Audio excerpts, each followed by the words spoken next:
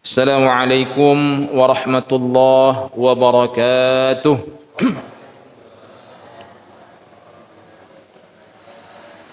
Bismillahirrahmanirrahim. Alhamdulillahi rabbil alamin. Alladzi khalaqal mauta wal hayata liyabluwakum ayyukum ahsanu amala wa huwal azizul ghafur. Allahumma salli wa sallim wa barik وترحم وتحنن على سيدنا وحبيبنا وشفيعنا وقرة أعيننا محمد صلى الله عليه وآله وسلم وعلى آله وأصحابه وقرابته وأزواجه وذريته أجمعين أما بعد سبحانك لا علم لنا إلا ما علمتنا إنك أنت العليم الحكيم قال الله تعالى في كتابه الكريم أعوذ بالله من الشيطان الرجيم بسم الله الرحمن الرحيم قل إن كنتم تحبون الله فاتبعوني يحببكم الله ويغفر لكم ذنوبكم والله غفور رحيم صدق الله العظيم وصدق النبي الكريم ونحن على ذلك من الشاهدين والشاكرين walhamdulillahi rabbil alamin. Hadratal afadil, para alim ulama, tuan-tuan guru yang hadir pada pagi hari ini yang saya muliakan, yang tak dapat saya sebutkan satu persatu namanya, tetapi tidak mengurangi rasa hormat dan ta'zim kami kepada mereka semua. Kita doakan para tuan-tuan guru kita, para alim ulama kita selalu diberikan oleh Allah kesehatan dan umur panjang. Amin. Amin. Allahumma amin. Kemudian salawat dan salam kita aturkan kepada junjungan kita Nabi besar Muhammad sallallahu alaihi wa alihi wasallam. Allahumma salli ala sayyidina Muhammad wa ala ali sayyidina Muhammad. Bapak-bapak, ibu-ibu yang dimuliakan Allah Subhanahu wa taala, pada subuh Ahad hari ini, kalau saya tidak khilaf, tanggal 24 Sya'ban. 24 apa 25? Kalau tidak salah saya. Kalau salah nanti silakan dia koreksi. Kalau tidak 24 Jumat 22. Ya, 24 kalau tidak salah. 24 Sya'ban. Sebentar lagi kita melaksanakan ibadah Ramadan. Ibadah Ramadan puasa itu tanggal berapa, Ustaz? Ya tanggal 1 Ramadan. Ya tak? Nah, jangan tanya lagi tanggal berapa. Ya tanggal 1 Ramadan. Kapan tanggal 1 Ramadan? Tunggulah kakek. Tanggal 1 Ramadan. Jadi orang kadang-kadang banyak bertanya, kapan Ramadan, Ustaz? Kita mulai puasa. Kalau orang nanya tanggal kapan, ya tanggal 1 Ramadan pasti akan kita mulai puasa kita. Nanti nunggu pengumuman saja. Alhamdulillah ini saya mendapat mandat dari ketua masjid kita. Kemarin nelpon karena guru kita pada subuh hari ini, pada hari ini masih dalam perjalanan umroh, masih di Mekah atau di Madinah, saya tidak begitu paham, tapi beliau menyampaikan untuk mohon mengganti Tuan Guru Ustadz Abdul Latif ya, subuh ini ya, Ustadz Abdul Latif. Kita doakan beliau sehat dan pulang kembali ke tanah air dengan selamat dan menjadi umroh yang makbul. Amin. Amin. Allahumma amin. Baiklah bapak-bapak, ibu-ibu, para tuan-tuan guru semua, kita lanjutkan saja. Dulu kita sudah membaca, mengkaji kitab pada beberapa bulan yang lalu. Ini kitab Riyadhus Shalihin karangan Imam An-Nawawi Ad-Dimashqi atau Imam An-Nawawi dari Damaskus, Syria. Ya, hari ini kita lanjutkan Nah, sebelum melanjutkan saya menyampaikan ada beberapa hadis untuk motivasi bagi kita semua dalam menghadiri jamaah dan menghadiri majelis ilmu. Ada hadis yang diriwayatkan oleh Abi Hurairah radhiyallahu an bahwasanya Rasulullah sallallahu alaihi wasallam pernah bersabda begini. Salah satu nafarin yudhilluhumullahu tahta zilli arsyihi. Ada 3 golongan yang nanti Allah lindungi di akhirat, di yaumil mahsyar maksudnya. Yauma la zilla illa zilluhu. Tidak ada naungan, tidak ada perlindungan pada hari itu kecuali naungan dari Allah Subhanahu wa taala. Siapa mereka 3 golongan itu? Yang pertama, al-mutawaddi'u fil makarihi. Orang yang selalu menjaga wudunya. Jadi setiap dia akan melaksanakan sesuatu, dia selalu menjaga wudunya. Jarang batal wudunya gitu. Begitu batal dia wudu lagi. Ini salah satu orang yang nanti atau golongan yang akan dilindungi oleh Allah. Kemudian wal masyi ilal masjidi fi zulami. Orang yang selalu hadir, mau datang ke masjid, ke rumah Allah walaupun dalam kondisi yang gelap, walaupun dalam kondisi hujan, walaupun dalam kondisi susah. Dia selalu hadir ke majelis, ke masjid, apalagi jamaah, kemudian mendengarkan majelis ilmu. Lalu kemudian yang ketiga, kata Rasulullah, wa at'imul ja'i'i. Orang yang memberikan makan kepada orang yang kelaparan. Nah, termasuk nanti orang yang memberikan perbukaan kepada orang-orang yang berpuasa pada saat buka. Jangan pada tengah hari dikasih. Nah, itu tidak boleh tuh. Bahaya itu ya. Nah, maksudnya memberi makan itu termasuk orang-orang yang lapar tuh, di samping kita biasanya Jumat ada ngasih makan bagi fakir miskin ya. Jadi 3 golongan ini akan dilindungi. Nah, mudah-mudahan kita salah satu masuk ke dalam ini ya Pak ya. Dalam satu golongan ini nanti akan dilindungi oleh Allah Subhanahu wa taala di yaumil mahsyar kelak. Termasuk di dalamnya orang penghafal Quran. Penghafal Quran itu mendapatkan syafaat berupa lindungan Al-Quran melalui perintah Allah di yaumil akhir kelak. Bahkan dalam hadis itu disebutkan dia tidak hanya sekedar dirinya sendiri. Orang yang hafal Quran itu atau orang yang menjadi ahlul Quran, dia bisa mengajak keluarganya 10 orang. Ada yang mengatakan 7, ada yang mengatakan 10. Tergantung jalur hadis yang kita baca atau yang kita dengar atau yang kita pelajari. Saya nyampaikan 3 supaya tidak panjang-panjang tadi. Kalau panjangnya nggak kan menjelaskannya panjang pula kan. 7, 10 malah panjang lagi. Nah, kalau 3 kan dikit cuma. Dan itu yang mengena dengan kita pada saat ini karena dari hari hujan ya. Kemudian Imam Ali, Sayyidina Ali karramallahu wajhah, pernah juga berkata, kata Imam Ali, man kana fi talabil ilmi kanatil jannah fi talabih. Siapa orang yang berjalan menuju majelis ilmu, maka seolah-olah dia itu berjalan menuju surga. Jadi status WA-nya itu OTW surga. Nah, gitu kira-kira. Jadi kalau ibu-ibu berangkat ke sini nih, kata Imam Ali itu, seolah-olah kita berangkat ke surga. Maka kata Nabi itu salah satu taman surga itu raudhatun min riyadil jinan, itu adalah tempat berkumpulnya orang yang majelis ilmu.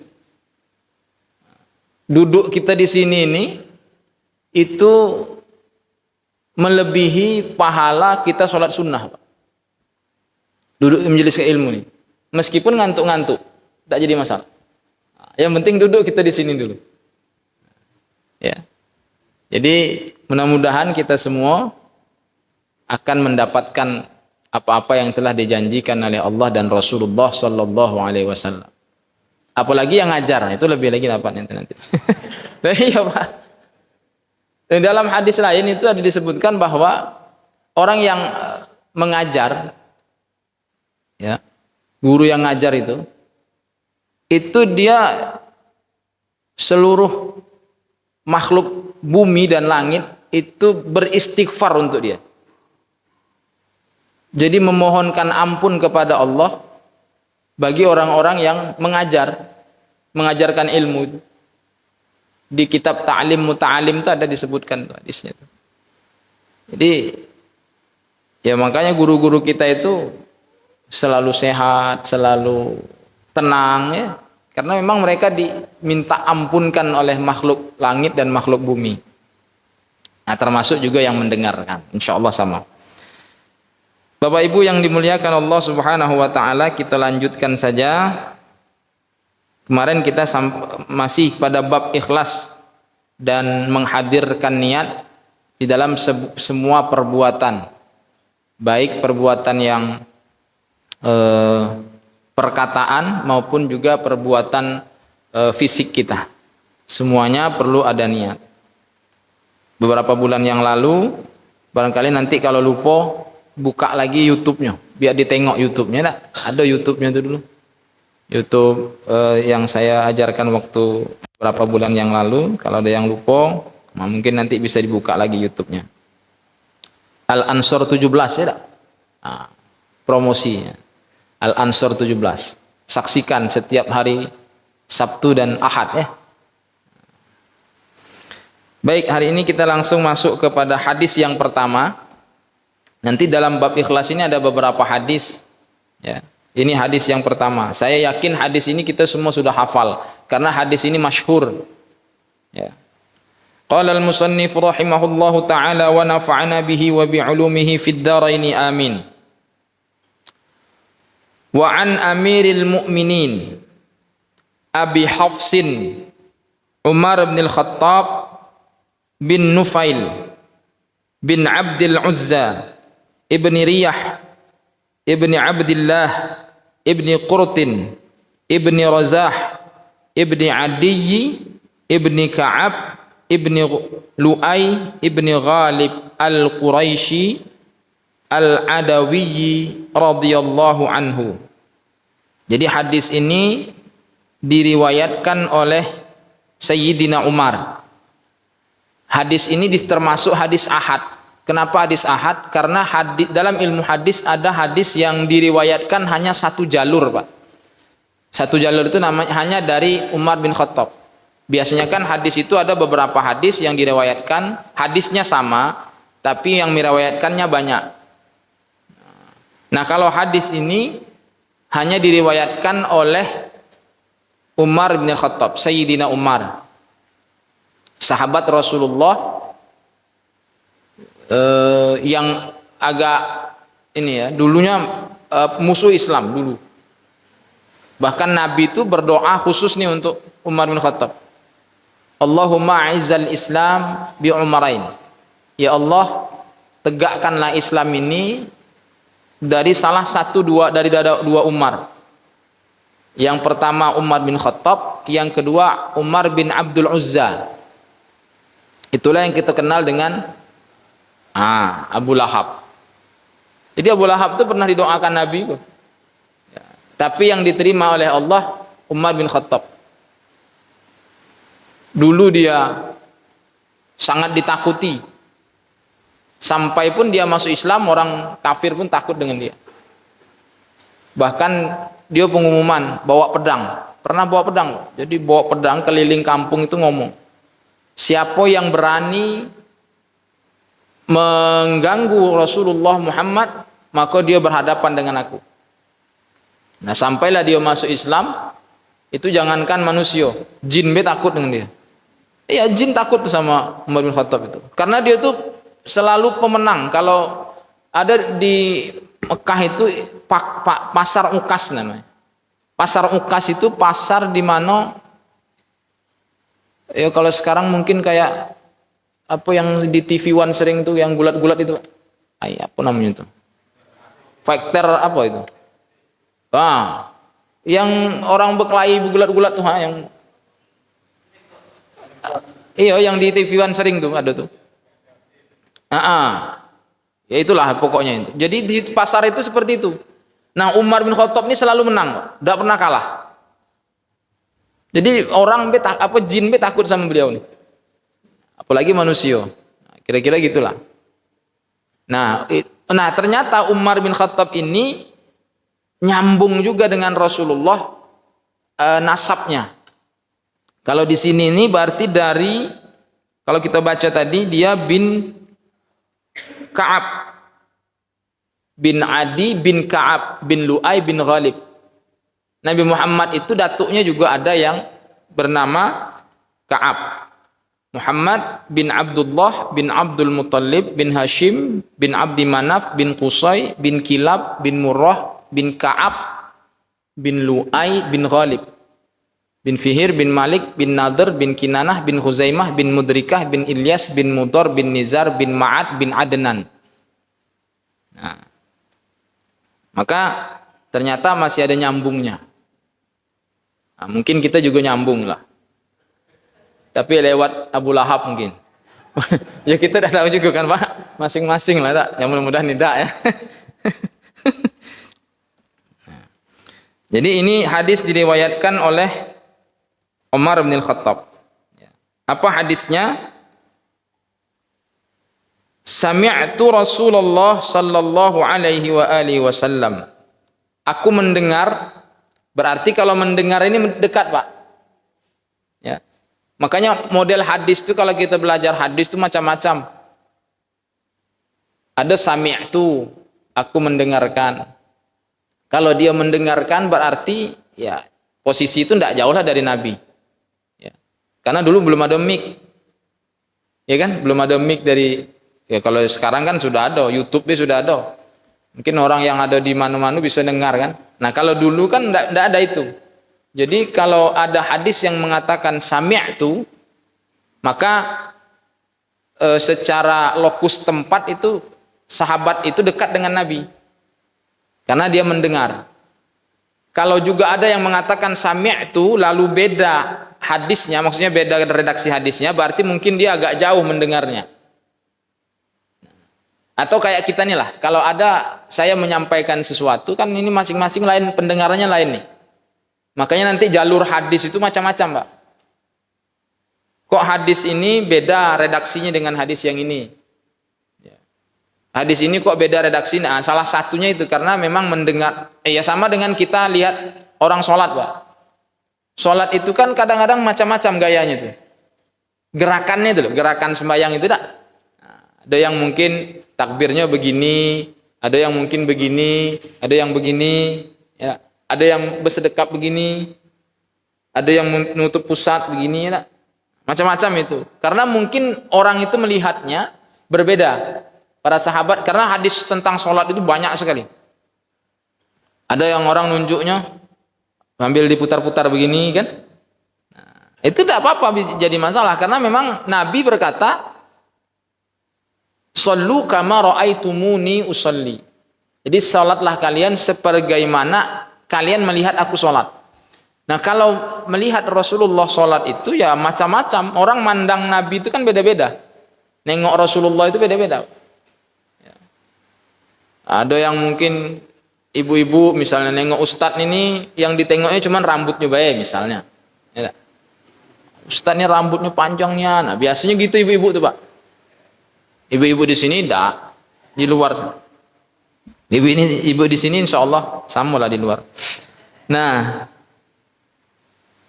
jadi saya jelaskan rambut dikit Pak. Ngapus tadi rambut panjang. Mungkin saya sudah pernah dengar sampaikan, tapi ini perlu saya sampaikan juga supaya kita ini jangan underestimate, apa istilah kata orang. Jangan terlalu dengan orang yang rambut panjang itu. Sebenarnya begini, secara fisik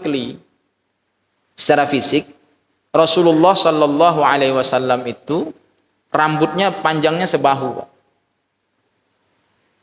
Nah, sebahu. Tapi kadang Rasulullah potong ketika beliau umroh. Potong. Nanti panjang lagi sebahu. Tapi ya tidak seperti ini. Rambut Nabi itu bagus. Hitamnya itu legam, hitam banget, hitam benar hitam. Nah, cuman hadis tentang rambut ini tidak ada hadis qaulinya. Enggak ada hadis ucapannya itu enggak ada. Tapi hadis ini hanya sifat Nabi saja. Jadi Kalau jenggot itu ada hadisnya. Maksudnya kan hadis itu kan Rasulullah Shallallahu Alaihi Wasallam terkait dengan hadis ini para ulama menyatakan apa itu hadis? Hadis adalah ma'udifa ilan Nabi Shallallahu Alaihi Wasallam min qaulin au fi'lin au taqririn au sifatin. Jadi segala sesuatu yang disandarkan kepada Rasulullah, baik itu perkataan, qaul, baik itu perbuatan ataupun ketetapan Rasulullah, atau yang terakhir sifatnya Nabi, itu namanya hadis. Kalau yang akan kita baca ini namanya qaul Nabi, sami'tu Rasulullah, aku mendengar Rasulullah berkata. Berarti Nabi kalau ngomong berarti itu namanya perkataan. Tapi ada sifat. Sifat itu salah satunya adalah bentuk fisik, apa yang disukai Nabi. Misalnya Nabi suka pakai pakaian hijau dan warna putih misalnya. Warna hijau dan warna putih misalnya. Nah, itu disenangi Nabi. Tapi Nabi tidak pernah berkata gitu loh. Nah, termasuk rambut ini. Jadi kalau kita pernah saya belajar terkait dengan fisik Nabi itu, di antara fisik Nabi itu rambutnya agak panjang. Kalau jenggot jelas Rasulullah pernah bersabda, panjangkan atau pelihara jenggotmu. Tapi kalau rambut memang tidak ada. Cuman fisik Nabi itu rambutnya panjang segini. Nah, itu ngapa Ustadz manjangin rambut itu salah satu alasannya tuh. Sebenarnya pengen baik. Nah, ya, tapi kan ada alasan. Ya, jadi Nabi itu diantaranya, dan satu lagi wajah Nabi itu bersinar. Nah, ada satu hadis, tapi hadis ini memang tidak masyhur ya. Tidak masyhur itu artinya jarang disampaikan. Suatu saat malam hari, istri Rasulullah itu lagi menjahit pakaian. Tiba-tiba jarum jahitnya itu jatuh. Lampu waktu itu kan gelap, Pak. Agak gelap, dan lampu waktu itu mati gitu ya. Begitu hilang mencari Rasulullah masuk dari masjid, datang ke rumah, balik ke rumah. Kata Aisyah, ketika saya mencari itu Rasulullah masuk ke rumah, maka saya langsung mendapatkan jarum itu karena sinarnya wajah Rasulullah Shallallahu Alaihi Wasallam. Begitu. Tapi jangan dibayangkan wajah Nabi itu kayak lampu ya, tidak usah. Artinya bersinar. Bahkan juga ada yang disampaikan Nabi itu kalau berbicara, Pak, lagi ngomong begini tuh seolah-olah bersinar dari mulut Nabi itu ada sinar, ada cahaya. Makanya mohon maaf, gigi Rasulullah itu agak renggang dikit yang tengah. Agak renggang, tapi tidak ada renggang nian ya, agak renggang saja, sehingga ketika beliau senyum, ketika beliau berbicara itu seolah menampakkan sinar dari dalam mulutnya itu, dalam lisan Rasulullah Shallallahu Alaihi Wasallam. Nah, itu kira-kira ya. Nah, kita lanjut baca hadisnya, kita selesai hadisnya. Ya. Sami'tu Rasulullah Shallallahu Alaihi Wasallam yaqul. Saya mendengar, kata Sayyidina Umar, Rasulullah Sallallahu Alaihi Wasallam bersabda, Innamal a'malu binniyat. Sesungguhnya segala amal perbuatan itu hendaklah dengan niat. Wa innama likulli imri'in ma nawa. Dan sesungguhnya setiap orang akan mendapatkan apa yang dia niatkan. Jadi pentingnya niat ini. Kita kedatang ke sini ini tergantung niat kita, Pak. Ada orang niat yang hadir di sini ingin sarapan. Ada. Saya tidak tahu, kalau di sini mungkin tidak. Ya itu kan tergantung niat. Siapa yang tahu niat? Kemarin kan kita sudah bahas. Siapa yang harus tahu niat? Ya kita sendiri dengan Allah Subhanahu wa taala. Ada yang memang benar-benar hadir ke sini itu memang untuk ngaji, untuk sholat, untuk jamaah. Ada juga memang khusus itulah. Dapat sarapan gratis, dan itu acara intinya ya. Kemudian wa inna likulli imri'in ma nawa, dan setiap sesuatu akan mendapatkan apa yang dia niatkan. Faman kanat hijratuhu ilallah, Siapa orang yang hijrahnya, ini asbabul wurudnya disampaikan oleh Rasulullah ketika hendak melaksanakan hijrah. Hijrah itu dari Makkah menuju Madinah. Ya. Tahun sekitar 13 kenabian. Setelah Isra Mi'raj. Setelah Isra Mi'raj. Jadi tahun ke-13 kenabian. Faman kanat hijratuhu ila Allah wa rasulih, fa hijratuhu ila Allah wa rasulih. Siapa orang yang berhijrahnya, ya mungkin kita pahami sekarang menuntut ilmunya, pergi bekerjanya, bergerak dia karena Allah dan Rasulnya,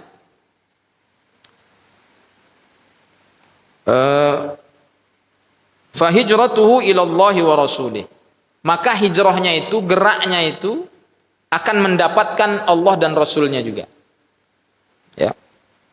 Kemudian sebaliknya, wa man kanat hijratuhu lidunya yusibuha, siapa orang yang berhijrah itu karena dunia yang dia inginkan, pergi hanya untuk mendapatkan gaji misalnya begitu. Ustadz datang ke pengajian hanya karena untuk amplop misalnya begitu. Misalnya. Kalau saya insya Allah tidak mikirkan amplop.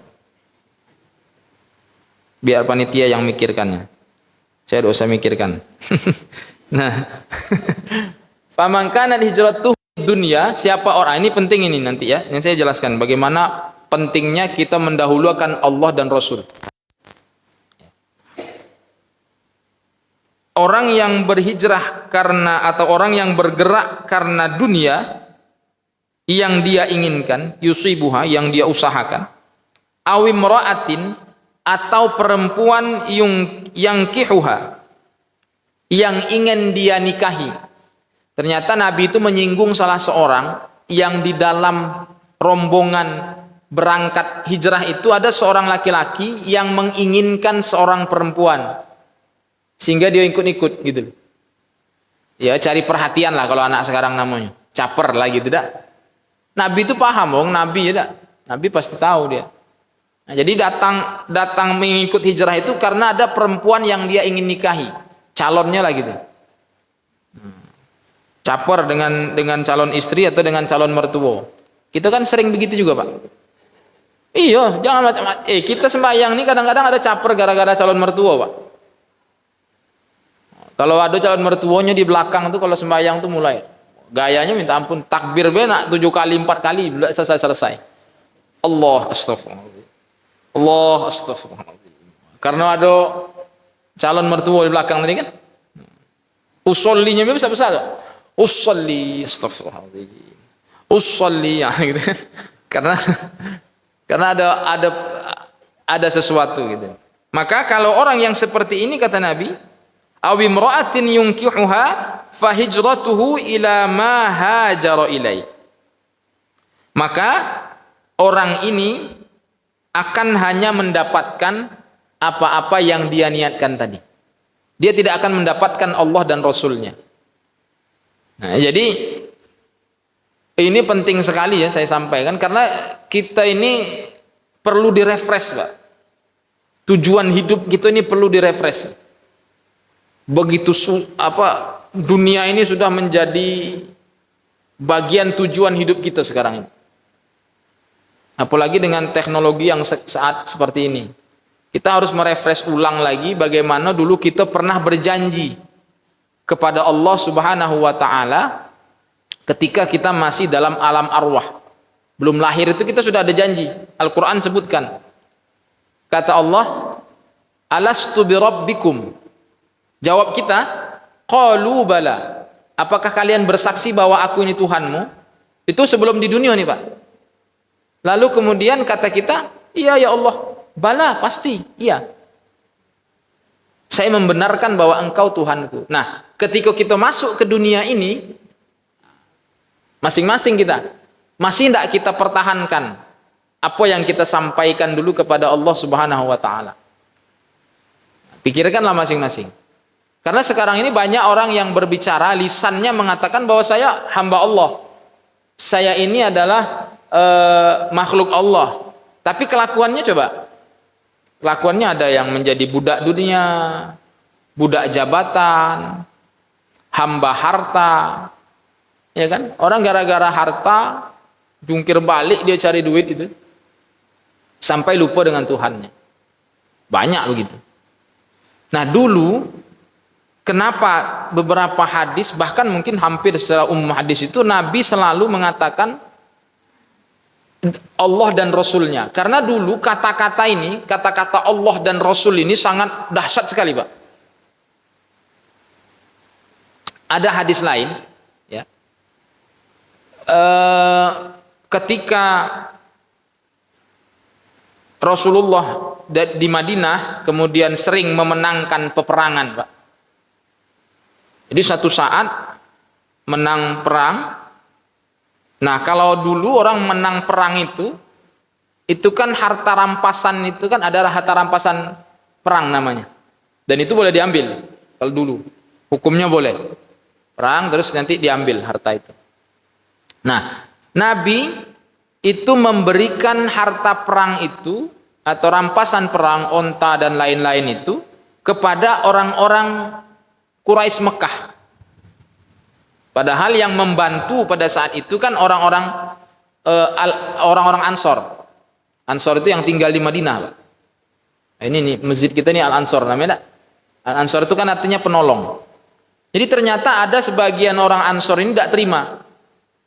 Kok kenapa Rasulullah memberikan kepada orang Quraisy ini? Maksudnya yang notabene adalah banyaknya keluarga Nabi di situ. Nah, hal itu sampai dengar oleh Rasulullah. Rasulullah sampai mendengar itu. Akhirnya dikumpulkan di satu tempat namanya Tan'im.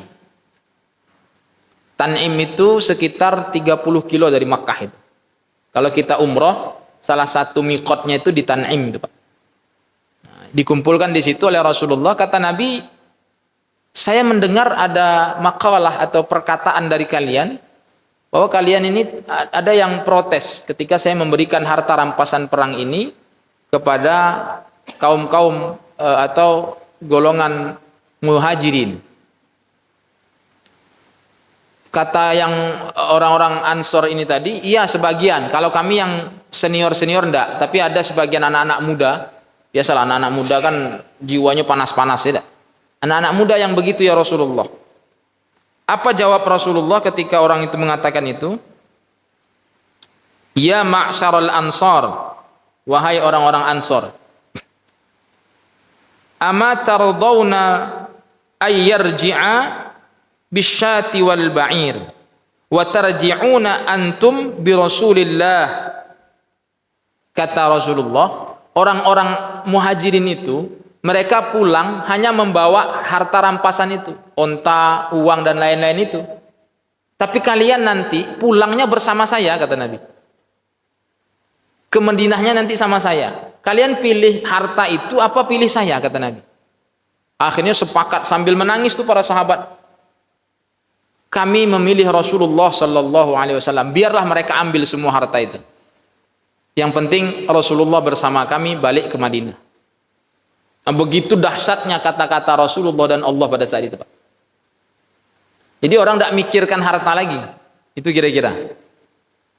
Bahkan dulu ini Nabi Adam, kita harus membela Nabi Adam. Ini betul-betul harus kita bela Nabi Adam alaihissalam. Karena kan banyak orang sekarang itu menyatakan bahwa ini nih gara-gara Nabi Adam lah kita turun ke dunia ini. Iya kan? Iya kan? Dosa Nabi Adam lah yang menyebabkan manusia ini turun ke dunia. Saya katakan mereka salah. Kenapa? Karena memang sudah disetting Allah bahwa nanti akan ada manusia di bumi ini. Wa idz qala rabbuka lil malaikati inni ja'ilun fil ardi khalifah. Nah, cuman prosesnya itulah nanti yang agak berbeda, yang tidak sesuai dengan apa yang kita inginkan. Kenapa kita harus membela Nabi Adam? Begini, Nabi Adam itu kan dosanya menurut orang, ya menurut Al-Quran juga lah, itu kan makan buah khuldi. Dalam bahasa Al-Quran itu zaqo. Zaqo itu ya mencicipi gitu. Makan tapi mencicipi lah dikit gitu deh. Padahal Allah berkata, la taqrabaha wa la taqraba hadhihi syajarah. Itu dalam Al-Qur'an. Jangan kau dekati buah ini atau pohon. Kalau khuldi itu istilah yang disampaikan oleh iblis sebenarnya. Syajaratul khuldi namanya. Itu istilah-istilah iblis itu menyatakan itu. Sehingga kata Allah Subhanahu wa taala, Adam dan Hawa atau istrimu silahkan makan atau menikmati fasilitas yang ada di surga ini. Tapi wala taqraba hadhihi syajarata fatakuna minaz zalimin. Jangan engkau dekati pohon ini.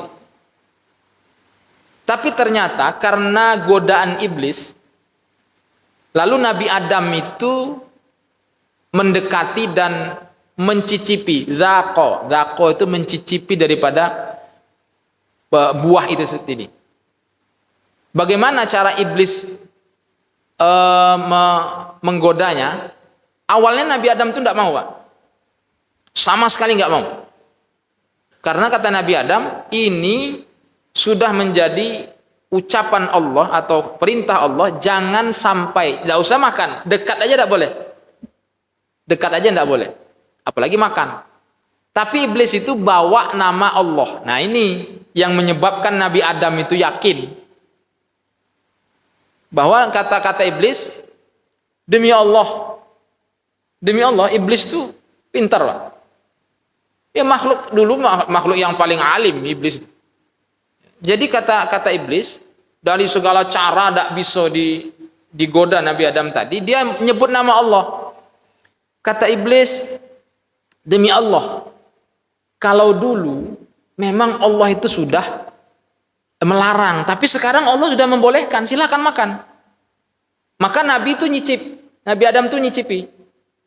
Sehingga dalam beberapa tafsir disebutkan, ketika Allah berkata kepada Nabi Adam, wahai Adam, kenapa engkau memakan buah ini? Kata Nabi Adam, wa izzatika ya Rabbi, demi kemuliaanmu ya Tuhanku, ma azunnu anna ahadan yahlifu bika kadziban. Aku tidak menyangka, zon itu menyangka, perasaan. Aku tidak menyangka, kata Nabi Adam, ada makhluk yang menyebut namamu untuk satu perkataan bohong. Maksudnya begini, ketika Nabi Adam dikatakan bahwa ini Allah sudah menyuruh, nah kata-kata Allah itu menyebabkan Nabi Adam, oh kalau begitu memang boleh dong, nah gitu kira-kira. Samalah kita kalau misalnya dipanggil bapak kita, orang tua kita, Pak. Walaupun misalkan ada kawan ini yang berbohong kepada kita, padahal kita tidak dipanggil oleh bapak kita nih. Tapi kawan kita bilang, bapak kok manggil? Kita pasti datang kepada bapak ini kan gitu. Walaupun kawan tadi bohong. Jadi Nabi Adam itu memakan buah itu atau mencicipi buah itu tuh karena iblis menyebut nama Allah di situ. Sehingga kata Nabi Adam, ma azunnu anna ahadan yahlifu bika kadziban. Aku ndak yakin, ndak percaya aku kok ada orang, ada makhluk yang berani mencatut namamu ya Allah, ya kan, untuk membolehkan saya memakan ini.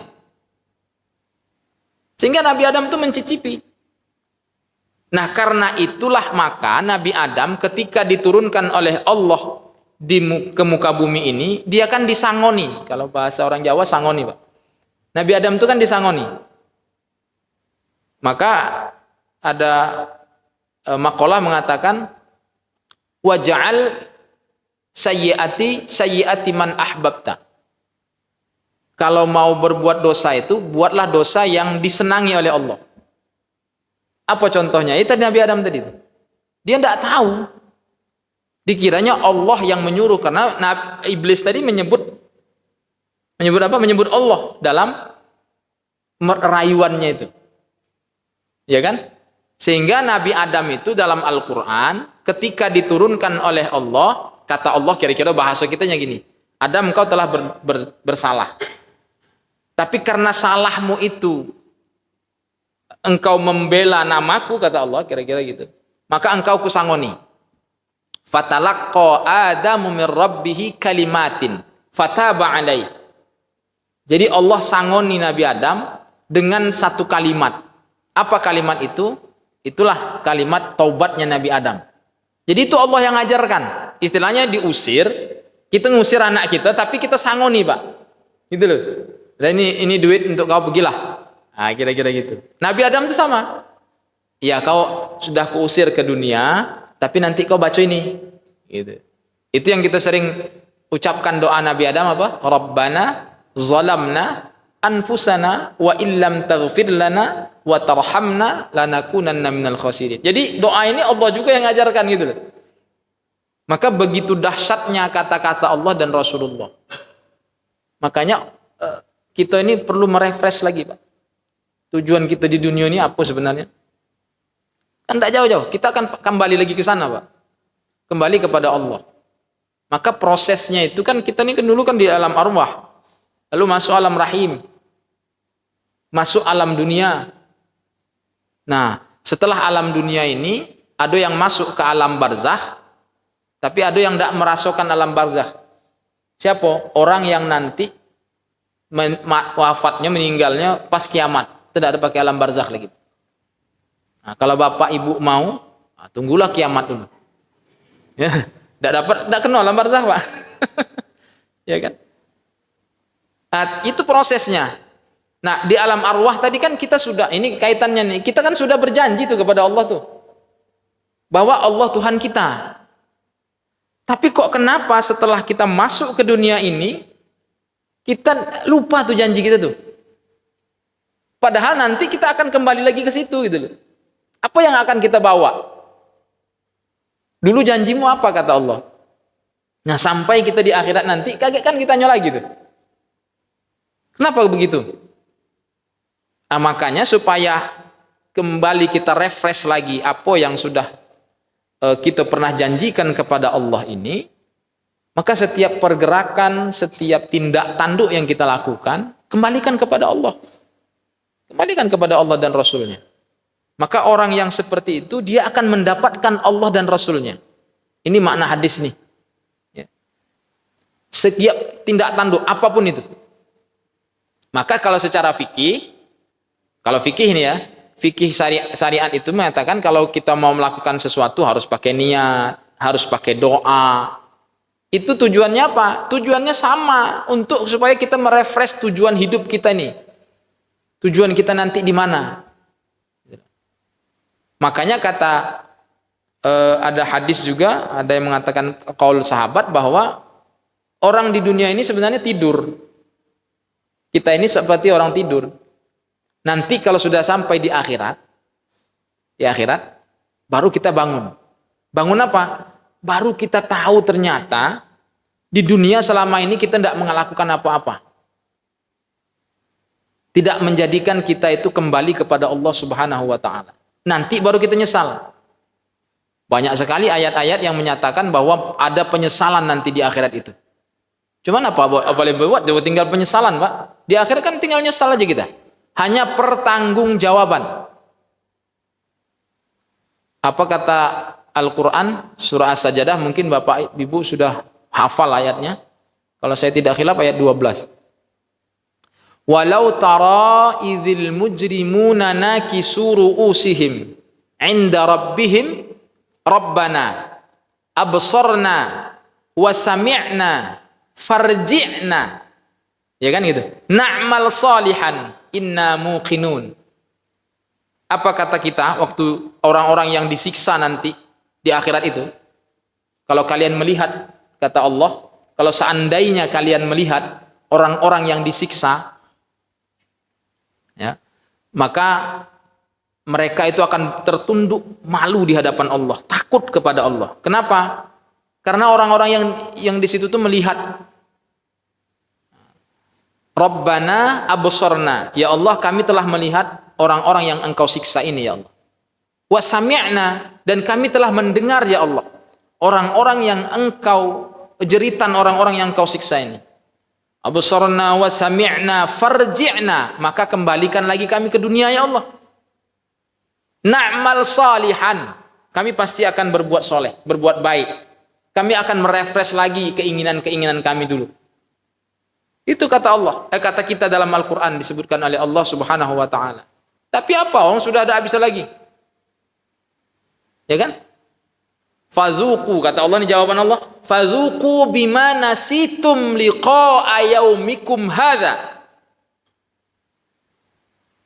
Maka rasakanlah, kata Allah, karena engkau kemarin tidak percaya dengan hari ini. Tidak bisa lagi balik. Fadzuqu bima nasitum liqa'a yaumikum hadza. Inna nasinakum wa dzuqu adzabal khuldi. Itu yang saya bilang tadi, merefresh ini penting.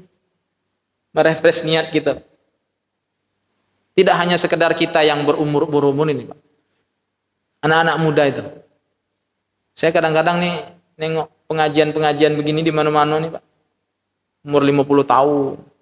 40 tahun paling sedikit ya. 60 tahun, 70 tahun. Yang mengaji itu orang-orang yang umur-umur segitu. Anak-anak muda jarang. Iya nih Pak, hampir semua pengajian kami. Begitu semua. Nanti ini lama-lama lupa nih anak-anak yang seperti ini. Merefresh tadi itu. Mengembalikan niatnya karena Allah dan Rasul. Maka setiap apa yang kita lakukan tadi, jangan nanti kita sampai menyesal di akhirat. Kalau sudah menyesal, kalau sudah pertanggungjawaban pasti menyesal itulah. Kita baru tahu nanti setelah kita di akhirat. Sekarang kita belum tahu karena belum ditengokkan oleh Allah Subhanahu wa Ta'ala. Nah, sehingga dunia ini menyebabkan kita lalai. Banyak sekali ayat-ayat bahkan hadis Nabi yang menyatakan hal ini. Sudah diperingati, sudah diancam. Tapi apa yang terjadi dengan diri kita? Ya mudah-mudahan kita jamaah ini terlepas lah dari itu ya Pak ya. Tapi kita praktekkan sekarang, prakteknya gimana coba? Hampir semua kita ini manusia ini materialisme Pak. Melakukan sesuatu karena ingin mendapatkan sesuatu.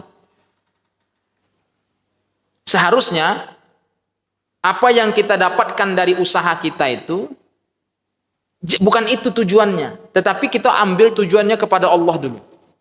Perkara nanti kita dapat gaji, kita dapat pesangon, itu tuh ya bahasanya syafaat karena kita sudah mendahulukan Allah dan Rasul dalam kegiatan kita. Ibu-ibu juga begitu sama. Ibu-ibu misalnya masak itu. Ya hal yang segampang itu aja.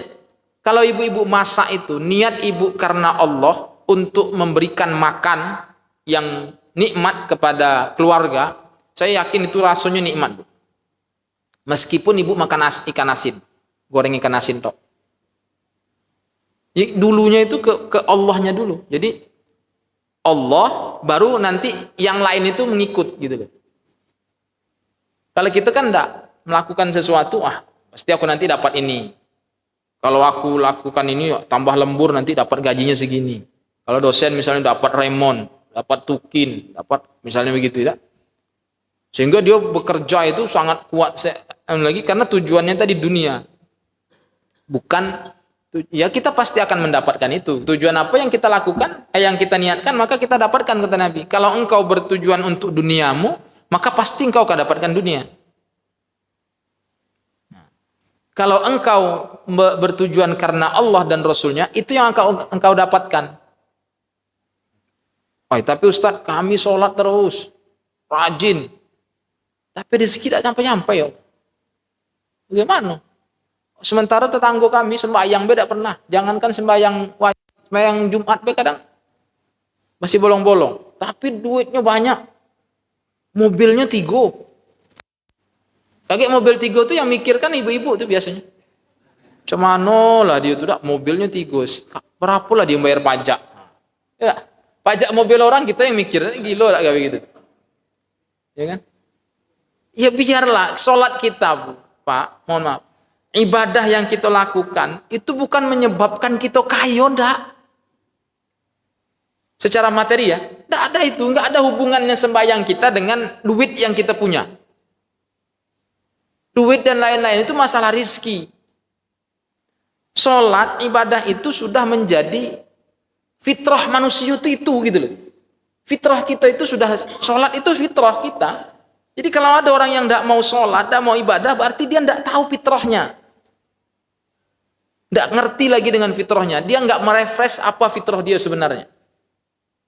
Fitrah kita memang di situ. Jadi kalaupun ada rizki, itu kan akibat dari usaha kita. Usaha yang kita gantungkan kepada Allah. Maka dalam Al-Quran, فَإِذَا عَزَمْتَ فَتَوَكَّلْ عَلَى اللَّهِ. Tawakal dengan azam ini, itu harus nyatu, harus serempak. Jangan kita bekerja baik tanpa tawakal. Atau tawakal tidak begawe. Nah, ini sama baik. Kata Umar bin Khattab, "Innas sama la tumtiru zahaban wala fiddatan."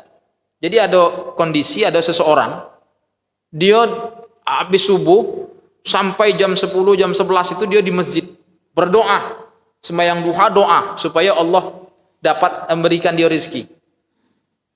Umar bin Khattab ya enggak tadi ya namanya Umar bin Khattab kan. Kalau dia sekali ngomong tuh ngeri, Pak. Datangi orang itu, "Kenapa engkau begini?" Kata Umar bin Khattab. "Oh, saya mau dapatkan rezeki." Kata Umar bin Khattab dengan suara yang tegas, "Innas sama, sesungguhnya langit, la tumtiru zahaban wala fiddatan." Sesungguhnya langit itu tidak menurunkan, tidak menghujankan kita dengan emas, dengan harta, dengan perak dan lain-lain. Yang menyebabkan kita dapat rezeki apa? Begawe. Ya, kalau tidak ada begawe, Pak, kita berdoa di masjidnya, nak 100 tahun kita udah ada akan dapat. Siapa yang nak nurunkan dari langit, kan? Tetapi doa dan usaha kita itu sekali lagi harus kita kembalikan kepada Allah Subhanahu wa Ta'ala. Ini yang sudah kita lupa ini. Dan nama Allah itu sekarang sudah jadi bahan demo, Pak. Iya, nama Allah tuh. Orang demo itu apa? Allahu Akbar, takbir, demo. Apalah idaknya? Saya sering nengok di TV, Pak. Iya. Itu betapa rendahnya. Masa Allah diajak demo itu? Orang yang demo, sampaikan nih kepada orang kalau dia dengar nih di YouTube. Sudahlah, tidak usah bawa nama-nama Allah. Itu untuk kepentingan, apalagi masalah presiden, masalah gubernur, demo, bawa kepentingan pribadi, kemudian menyebut nama Allah, Allahu Akbar, takbir, Allahu Akbar. Kalau dulu Rasulullah berperang, bertakbir itu lawannya jelas. Jelas orang kafirnya yang memusuhi Islam. Nah ini kita sama-sama kita lah. Islam sama-sama, dia sembahyang juga kita. Kiblatnya masih sama. Tapi itu yang kita takbir, itu yang kita la haula wala. Di mana? Tidak ada lagi nama Allah itu sudah seperti mainan dibuat kita. Dikit-dikit nyebut Allah. Qala Rasulullah. Itu orang-orang yang seperti itu seolah-olah dekatnya dengan Nabi. Kalau kami dulu, Pak, belajar di pondok, terutama hadis. Hadis itu kita tidak boleh mengatakan qala Rasulullah sallallahu alaihi wasallam. Tapi kalau di pondok ya. Karena kita harus tahu dulu rentetan sanadnya itu. Kalau kita mengatakan qala Rasulullah, artinya seolah-olah kita yang mendapatkan itu dari Rasulullah. Makanya perlu sanad, itu penting, Pak. Sanad itu mata rantai keilmuan.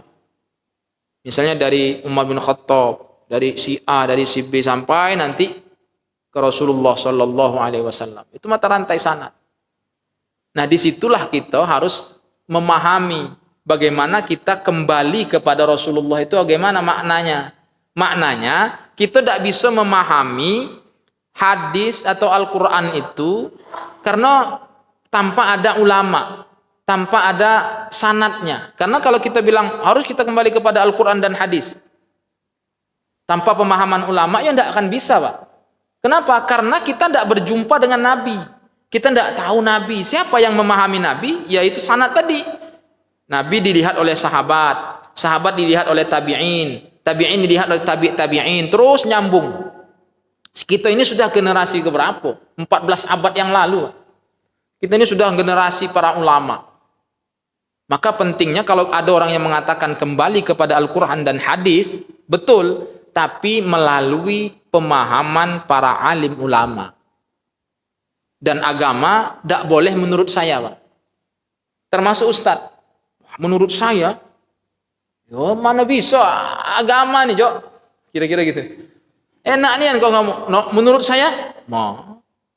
Ya menurut Al-Quran dan hadis melalui pemahaman ulama. Tidak bisa kita mengatakan begitu. Beda dengan keilmuan dunia. Keilmuan dunia pun juga orang-orang di kampus itu dia tidak bisa menyatakan sesuatu penemuan kalau tidak ada yang mendahului penemuan itu. Kita ini tabiat mengikut ittiba saja, Pak. Mengembangkan, mengembangkan. Walaupun namanya ulama tafsir atau tafsir itu ada yang salah juga tidak apa-apa. Tapi kita ngikut dan dia ada pertanggungjawaban gitu. Yang enak ini nanti jamaah. Kenapa enak jamaah? Begini. Kalau misalkan bapak ibu melakukan sesuatu amalan atas ucapan dari seorang ustadz misalnya. Nanti kalau di akhirat umpamu ditanya nih bapak ibu, ngapa kau lakukan ini kemarin? Ibu tinggal jawab, bapak tinggal jawab, saya dapatkan dari ustadz itu. Kagak yang ditanya tuh ke ustadznya, Pak, oleh malaikat tuh. Kalau salah, itu kena gebuk. Iya. Bapak-bapak ibu aman. Itu karena itu enaknya tuh ngikut itu, Pak. Nah, kalau umpamanya ustadznya itu nyambung betul-betul, saya nyampaikan ini dari guru saya dari sini sampai nanti nyambung kepada Rasulullah Sallallahu Alaihi Wasallam, malaikat Jibril stop, berhenti di situ, tidak berani lagi menyatakan kalau sudah disebut nama Rasulullah, dan malaikat itu udah diam semua. Ya. Khairul khalqi, orang terbaik di dunia ini, manusia terbaik di dunia ini, kekasih Allah, ya selesailah sudah. Makanya kita boleh kita kembali ke Al-Quran dan hadis, tetapi jangan lupa bahwa kita ini pemahaman kita hanya mengikut daripada alim ulama. Kita kembali kepada Allah dan Rasulnya, dan pemahaman kita itu kembali mengikuti para ulama. Itu yang paling penting. Begitulah juga Rasulullah tuh, metode dakwah Nabi itu begitu, nengok keadaan orang. Jadi menyampaikan sesuatu itu. Ada orang baru masuk Islam. Dia ini maling, Pak, tukang maling, pencuri. Datang kepada Rasulullah. Ya Rasulullah, macam mana aku nak masuk Islam? Kata Rasulullah, gampang syaratnya. Tidak usah kau berbohong. Oh oke, gampang nian kalau itu. Santailah, kata dia kan. Suatu saat malam-malam dia nak maghrib habis maghrib itu nak operasi dia, Pak. Mau berangkat maling nih, merampok. Tiba-tiba di tengah jalan dia berpikir, nanti kalau aku ketemu orang di jalan, kalau orang tuh nanya nak kemana, aku bilang mau ke masjid, aku bohong. Kalau aku bilang nak mencuri, kaget aku ditangkap dulu. Karena aku tidak boleh bohong sama Nabi. Akhirnya apa yang terjadi? Orang itu nggak maling lagi, Pak. Begitulah dakwah Nabi, nengok keadaan orang. Jadi kita juga perlu meniru itu. Makanya Imam Syafi'i mengatakan, walaupun satu kali Nabi melakukannya, maka itu akan menjadi sunnah sampai hari kiamat. Ini terkait dengan doa kunut, Pak. Imam Syafi'i kan itu mensunnah abad namanya, sunnah abad. Sunnah abad itu sunnah yang kalau kita tinggalkan kita harus sujud sahwi. Salah satunya itu doa kunut. Itu kata Imam Syafi'i. Kan Nabi melaksanakan kunut itu tidak setiap subuh, Pak. Hanya beberapa bulan Nabi melakukan kunut subuh. Nah, kata Imam Syafi'i, satu kali Nabi lakukan, satu kali saja dalam hidup Nabi, maka itu akan menjadi sunnah sampai hari kiamat. Nah, ini yang kita maknai dengan bagaimana kita bisa memahami hadis Rasulullah. Dan boleh kita pakai apapun itu. Hadis manapun yang memang itu betul-betul dari Rasulullah Sallallahu Alaihi Wasallam. Sekali lagi, kalau kita orang awam, maka kita perlu belajar kepada para ustaz. Dan banyak kan baca. Nah, kalau tidak tahu, tanya ustaz. Itu enaknya, Pak. Menurut saya begini, ustaz. Yang saya baca, yang saya dengar, cocok, betul itu. Nah, kita harus begitu. Tapi ini saya sampaikan sedikit. Ada sebagian ulama, ini Sebenarnya harus saya sampaikan ke mahasiswa, tapi tidak apa-apa saya sampaikan di sini. Yang menyatakan, begini, Nabi Adam itu sebenarnya bukan Nabi dan Rasul. Kenapa? Karena Nabi Adam itu Nabi saja. Kenapa demikian? Nabi Adam itu kan tidak punya pengikut, Pak. Ya kan? Nabi Adam itu sebenarnya tidak punya, kecuali anak-anak dia. Maka Nabi yang pertama itu sebenarnya Nabi Nuh. Yang punya pengikut itu Nabi Nuh. Nah, tapi tetap Nabi Adam sebagai Nabi karena beliau adalah manusia yang pertama dan mendapatkan risalah dari Allah Subhanahu wa Ta'ala. Tapi sebagian ulama mengatakan ada yang tidak. Dia tidak Nabi dan Rasul. Dia cuma Nabi saja. Ya, karena dia berdakwah kepada siapa cuma? Pada anaknya. Berapa orang cuma anaknya kan? Nah, Nabi Nuh itu berdakwah. Hidup 900 tahun. Punya pengikut cuma 80 orang. Ada yang mengatakan 1200 tahun umurnya. Nabi Nuh tuh. Kalau umurnya 900 tahun, Pak, atau 800 tahun, punya murid, punya pengikut cuma 80 orang. Berarti dalam berapa tahun itu cuma dapat satu. Berapa tahun? Kalau 800 berarti dalam 10 tahun. Nah, kalau dia umurnya 1000 tahun, begitu susahnya Nabi Nuh itu. Bahkan anaknya sendiri kan tidak ada masuk tuh. Kan'an. Masuknya ke tidak masuk ke dalam perahu sampan Nabi Nuh itu, kapal Nabi Nuh itu. Pergi. Ya bunayyar kam ma'ana. Wahai dalam Al-Qur'an disebutkan itu. Kita kalau paham ayat itu, Pak, kadang menangis tuh bacanya. Bapak manggil anak coba loh. Anaknya itu ngomongnya begini, saya akan pergi ke atas bukit yang lebih tinggi lagi. Ya'simu minal ma. Dia akan menyelamatkan saya dari air ini. Tapi karena naluri seorang ayah tadi, Pak, dipanggilnya terus. Sampai Allah tegur Nabi Nuh tuh. Sudahlah Nabi Nuh, sudahlah Nuh. Itu bukan dari golonganmu. Biarkan saja. Bayangkan, itu kalau kita jadi orang tua begitu, Pak, waduh, betapa sedihnya kita dapat. Anak diajak baik, gitu. Apalagi anak kita, itu anak Nabi loh. Apalagi anak kita ya, biasa aja lah. Yang penting kita nyampaikan. Nabi Nuh.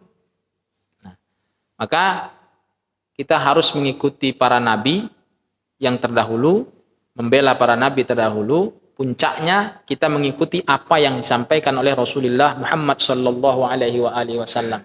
Karena beliau adalah penyempurna para nabi dan beliau mengetahui silsilah itu, dan silsilah Rasulullah itu memang nyambung sampai kepada Nabi Adam. Prinsipnya semua kita manusia, ya kan? Semua kita, tidak hanya seorang ayah, itu tugasnya menyampaikan. Hadisnya mengatakan balighu ani walau ayat. Sampaikan dariku, kata Nabi, walaupun satu ayat. Tugas kita manusia secara umum menyampaikan yang kita tahu, termasuk seorang ayah, apalagi seorang ayah ya, itu lebih ditekankan lagi. Tidak hanya sekadar ayah, ibu juga demikian, sama. Posisinya sama antara ayah dan ibu, menyampaikan kepada anaknya supaya dia mengikuti apa yang sesuai dengan ajaran kita. Perkara nanti setelah kita sampaikan lalu mereka berubah, entah karena masalah apa kita tidak tahu, itu di luar kekuasaan manusia. Ya. Artinya kita kembalikan kepada Allah. Berdoa sajalah. Doa aja kepada Allah.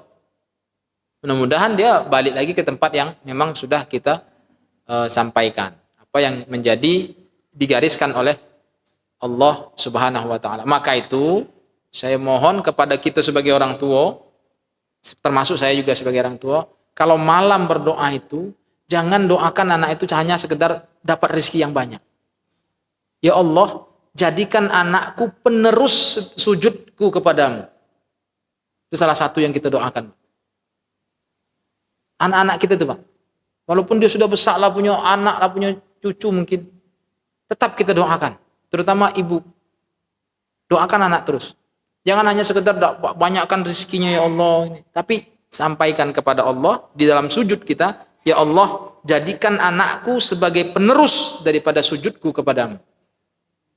Itu yang disampaikan oleh Nabi Yakub kepada para anak-anak cucunya. Am kuntum syuhada'a idh hadara Ya'qubal mauta idh qala li banihi ma ta'buduna min ba'di. Apa yang engkau sembah ya wahai anakku setelah aku enggak ada lagi nanti, kata Nabi Yakub. Tapi anaknya menjawab. Nah, jawabannya bagus.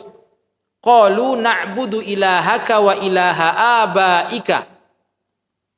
Kami akan menyembah apa-apa yang telah engkau sembah dan datuk-datuk kami dulu menyembahnya. Yaitu Allah Subhanahu wa taala. Maka kembali kepada fitrah kita tadi. Jadi saya mohon kepada kita semua, mudah-mudahan kita bisa mendoakan anak kita begitu. Cucu kita doakan begitu. Supaya dia penerus sebagai penerus daripada sujud kita kepada Allah Subhanahu wa taala. Itu saja intinya. Kalau mereka sudah mau mengikuti sujud itu, insya Allah selamat dunia akhirat mereka. Jangan kita pikirkan nanti anak saya kerja apa, ini jodohnya macam mana nanti nih, siapa jodohnya, ada tak mobilnya, ada tak rumahnya, ada tak kerjaan. Ini kan orang tua kan mikirnya begitu tuh. Sekarang tendensi kita itu tendensinya dunia semua, sehingga nanti anak tuh tak nikah-nikah tuh Pak. Ya Bu, anak gadis tuh kalau sudah waktunya nikah, nikahkanlah. Kalau tak tuh dia nikah dewe, apalagi anak zaman iya nih Pak. Tidak usah banyak mikir lagi nih jodohnya nih sudah. Yang penting anak itu sujud sudah. Pernah sujud kepada Allah, dia selalu menjaga sholatnya, sudah selesai lah urusan tuh. Masalah dia kayo tak kayo nanti urusan Allah. Yughnihumullah, Allah yang akan mengayakan dia. Ya tentu kita bapak dan emaknya juga membantu terus. Walaupun dia sudah menikah. Ya bisa lah bapak membantu anak. Mengirim beras. Kalau dia tidak ada beras, ya kan? Ya soalnya ngasih istilahnya ngasih cucu duit gitu, padahal kan untuk anak kita juga. Kalau kita milih-milih jodoh anak dan nikah anak gitu, yang penting sujudnya yang kita. Kalau kita sudah menyampaikan, Allah tugas kita sudah selesai. Tapi jangan putus sampai di situ saja, selalu mendoakan. Begitu yang dilakukan Nabi Ibrahim. Sa'astaghfiru laka rabbi innahu kana bi hafiyya, ketika pada bapaknya Azar. Taroh atau Azar. Diusir Nabi Ibrahim itu. Fahjurni maliya, engkau pergi dari sini Ibrahim. Kau telah merusak nenek moyang kami. Apa kata Nabi Ibrahim? Berdoa. Ya abah, ya bapak. Sa'astaghfiru laka rabbi innahu kana bi hafiyya. Aku akan selalu mendoakan supaya Allah mengampuni bapak. Begitu. Walaupun sudah diusir. Kita makanya jangan masing-masing ngomong kepada anak-anak ya Bu. Ya, apa namanya itu? Kalau menyumpah itu apalagi omongan orang tua. Mohon maaf, betul-betul ini terakhir saya sampaikan. Jangan sampai kita itu ngomong kepada anak cucu kita ini hal-hal yang tidak bagus. Bodoh kau nih. Anak setan. Nah, biasanya gitu. Kalau dia bisa jawab macam mana, Pak? Aku anak setan, bapaknya siapa kata dia? Nah, bapaknya kita ya, berarti Imam Sudais itu tuh nakal waktu kecil. Nakalnya, bandel, nakal, degil kalau bahasa gitu. Apa yang didoakan emaknya? Apa yang kata emaknya? Marah emaknya itu ngomong begini. Ya Allah, mudah-mudahan anakku ini nanti jadilah dia imam Masjidil Haram. Jadi nian, Pak. Jadi kalau ada anak-anak kita, cucu-cucu itu degil tuh, doakan yang bagus-bagus, Be. Jadi anak baik lah kau nak. Jadi orang anulah nanti pandailah ilmu agama kau nak. Begitu. Walaupun kita lagi emosi, sampaikan itu. Karena apalagi emak-emak nih. Kadang tidak bisa dikontrol mulutnya tuh. Nyebut anak, nyebut cucu itu bahaya. Walaupun main-main, Pak. Itu doa tuh. Nah, jadi biasakan. Sampai segitunya kita mendidik. Mudah-mudahan kita dan keluarga kita semuanya menjadi ahlus sujud. Di mana kita menjadi kembali kepada fitrah. Menjadi dan Rasul ini sesuatu yang paling pertama sekali. Di dunia ini. Dan di akhirat kelak. Wallahu a'lam bissawab. Sama-sama kita berdoa kepada Allah. Semoga pertemuan kita ini diridhai. Begini kita ketemu di dunia. Insyaallah nanti kita berjumpa lagi di akhirat bersama-sama seperti ini bersama Rasulullah sallallahu alaihi wasallam.